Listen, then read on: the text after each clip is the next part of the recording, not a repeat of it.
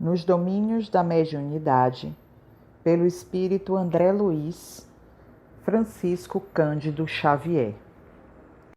Capítulo 13. Pensamento e mediunidade. O silêncio se fez profundo e respeitoso. O grupo esperava a mensagem terminal. Senti que o ambiente se fizera mais leve, mais agradável.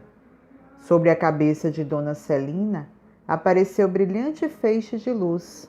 Desde esse instante vimos-la estática, completamente desligada do corpo físico, cercada de azulinas irradiações. Admirado com o belo fenômeno, enderecei num gesto de interrogação ao nosso orientador, que explicou sem detença. Nossa irmã Celina transmitirá a palavra de um benfeitor que, apesar de ausente daqui, sob o ponto de vista espacial, entrará em comunhão conosco através dos fluidos teledinâmicos que o ligam à mente da médium. Mas isso é possível? Indagou Hilário discretamente. Aulus ponderou de imediato. Lembre-se da radiofonia e da televisão, ou de realizações amplamente conhecidas no mundo. Um homem de cidade a cidade pode ouvir a mensagem de um companheiro e vê-lo ao mesmo tempo, desde que ambos estejam em perfeita sintonia, através do mesmo comprimento de onda. Celina conhece a sublimidade das forças que a envolvem e entrega-se confiante, assimilando a corrente mental que a solicita. Irradiará o comunicado lição automaticamente, qual acontece na psicofonia sonambúlica, porque o amigo espiritual lhe encontra as células cerebrais e as energias nervosas quais teclas bem ajustadas de um piano harmonioso e dócil. O assistente emudeceu de súbito, fixando o olhar no jato de safirina luz que se fizera mais abundante a espraiar-se em todos os ângulos do recinto. Contemplei os circunstantes.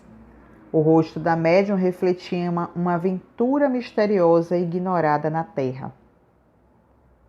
O júbilo que a possuía como que contagiara todos os presentes. Dispunha-me a prosseguir observando, mas a destra do assistente tocou-me de leve, recordando-me a quietude e o respeito. Foi então que a voz diferenciada de Dona Celina ressoou clara e comovente, mais ou menos nestes termos. Meus amigos, começou a dizer um instrutor que nos acompanhava o trabalho a longa distância, guardemos a paz que Jesus nos legou, a fim de que possamos servi-lo em paz. Em matéria de mediunidade, não nos esqueçamos do pensamento. Nossa alma vive onde se lhe situa o coração. Caminharemos ao influxo de nossas próprias criações, seja onde for.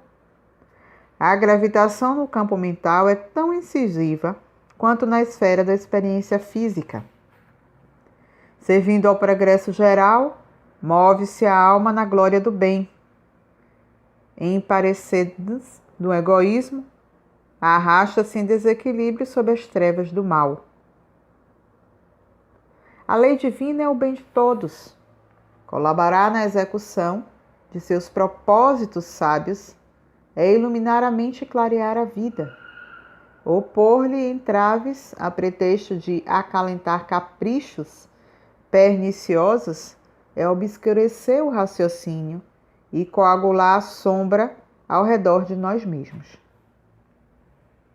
É indispensável ajuizar quanto à direção dos próprios passos, de modo a evitarmos o nevoeiro da perturbação e a dor do arrependimento.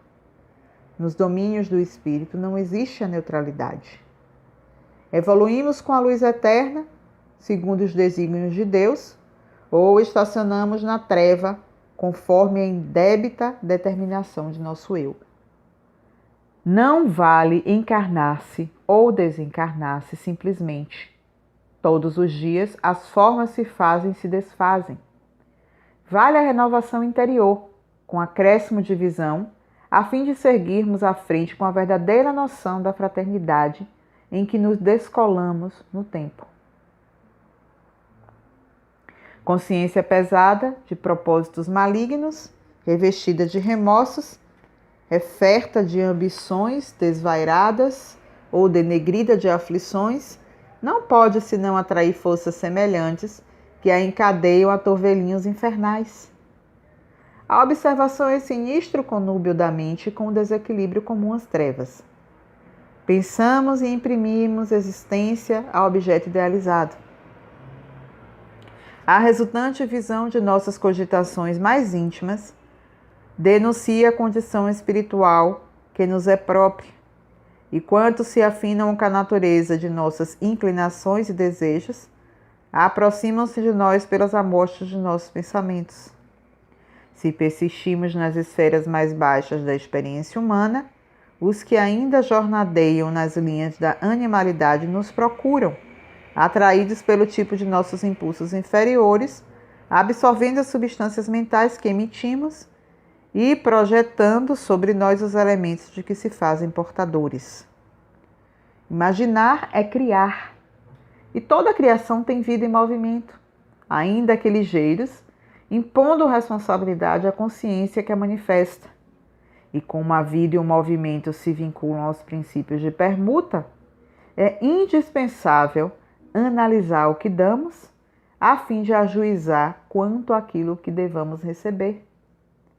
Quem apenas mentaliza em angústia e crime, miséria e perturbação, poderá refletir no espelho da própria alma outras imagens que não sejam as da desarmonia e do sofrimento?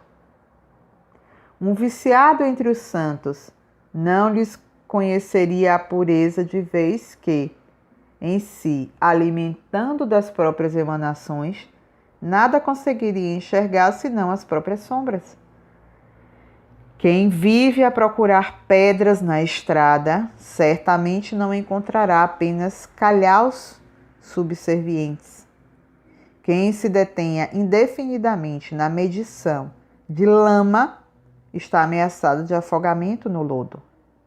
O viajante fascinado pelos sarçais à beira do caminho sofre o risco de enlouquecer entre os espinhos do mato inculto.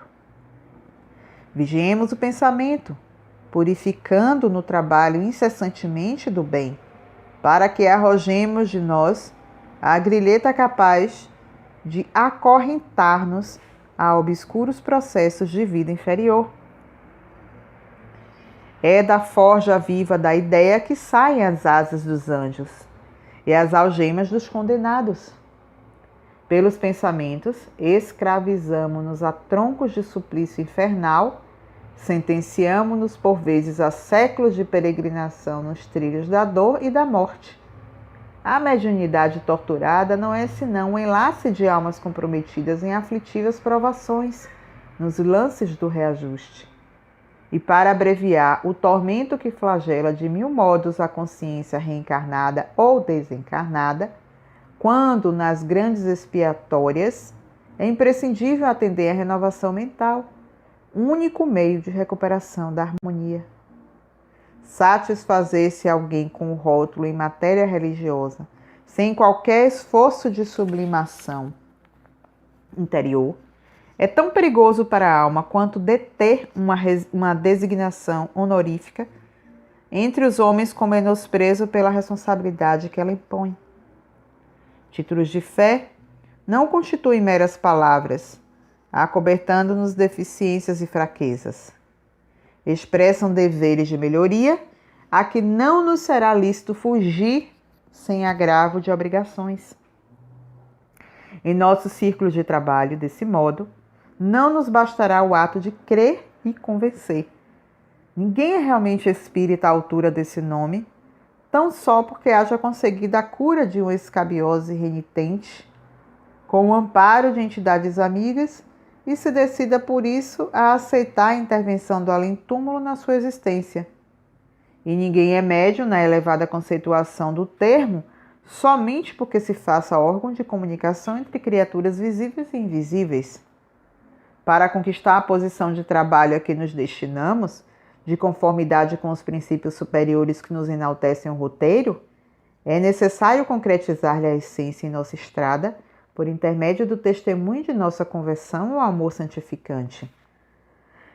Não bastará, portanto, meditar a grandeza de nosso idealismo superior. É preciso substancializar-lhe a excelsitude em nossas manifestações de cada dia. Os grandes artistas sabem colocar a centelha do gênio numa simples pincelada, num reduzido bloco de mármore ou na mais ingênua composição musical.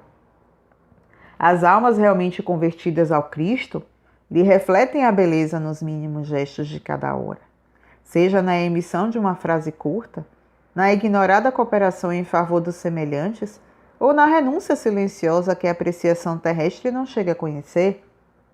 Nossos pensamentos geram nossos atos, e nossos atos geram pensamentos nos outros. Inspiremos simpatia e elevação, nobreza e bondade junto de nós, para que não nos falte amanhã o precioso pão da alegria. Convicção de imortalidade, sem altura de espírito que lhe corresponda, será projeção de luz no deserto.